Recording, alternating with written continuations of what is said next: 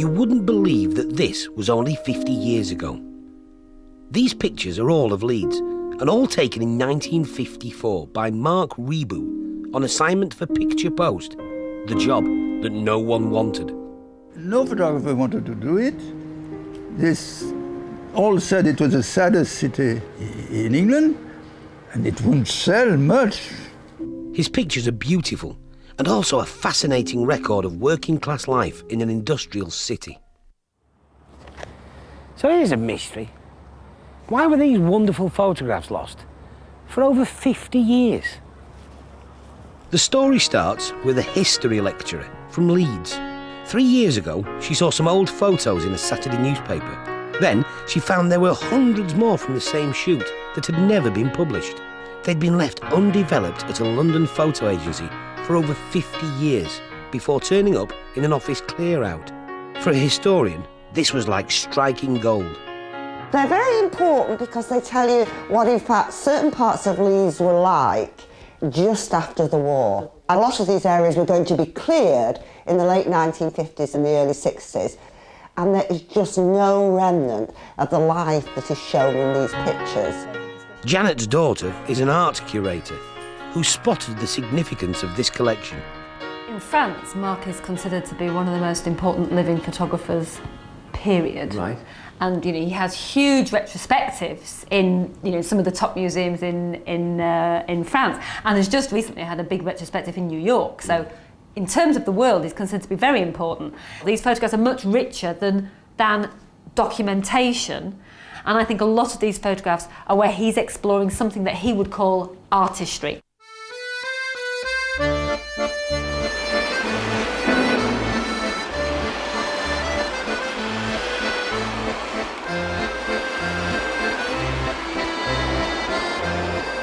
But how could someone spend several weeks in a city, take hundreds of photographs, and then forget about them?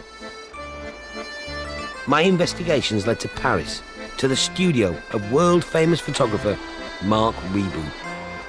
Still working, he's taken pictures all over the world and won accolades for his work. His mentor was the famous war photographer Robert Capa, who got him the Leeds job by taking the editor of Picture Post out for a drink. At the end he said, well, there is Marc Riboud, a young photographer, you should give him a job. But Bob said, we don't know him, we don't know his work, we have never heard about him. What can we do?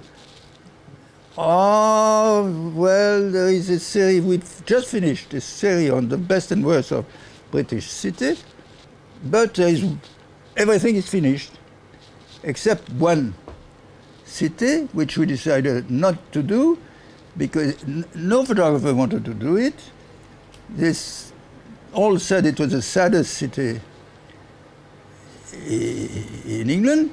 Alors, Capa said, it's exactly what Marc needs. It was daunting for the young photographer. You see, I was so shy and so... My camera was the shield, I would find a way to look at people and... but I am surprised myself how I did things, how I photographed it. I'm surprised. It was not planned. I had no idea what to do it, but I was fascinated by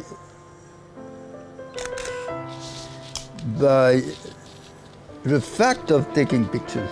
I have no idea what Leeds was known for, how Leeds... I was not a journalist, I was not at all planning a story with...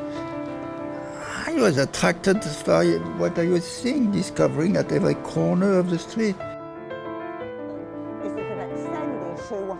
Back in the saddest city in England, Anna and Janet Douglas are trying to find the places and people photographed by Marc Riboud in 1954. What are you thinking? Well, you've got to get a Bookies and you've got to get Tom Poulter's in here. So that... You think this wasn't here? The fact that the Bratha Hill is built up, and that's Armley. Now, we can't see that at all here, can we? Because presumably this is in the way.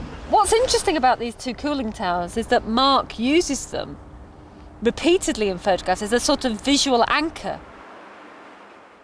Over there. The street pattern is completely gone. So this is parts of Leeds that only old people can remember now. People who would be born in the 1960s, 1970s. It's an unknown Leeds to them. But we still haven't found out why he forgot about these pictures for 50 years. I need to question Marc further. It's all to do with Robert Capper, the man who got him that assignment in Leeds. Marc had finished the job, taken his films to London and was handing them in to the Picture Post. Before the packet hit the ground of the table, this editor told me Kappa is dead.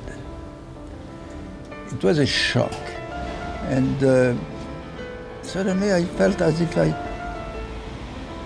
was an orphan. The trauma of such a loss made him blank out all memory of everything leading up to the death, including his time in Leeds.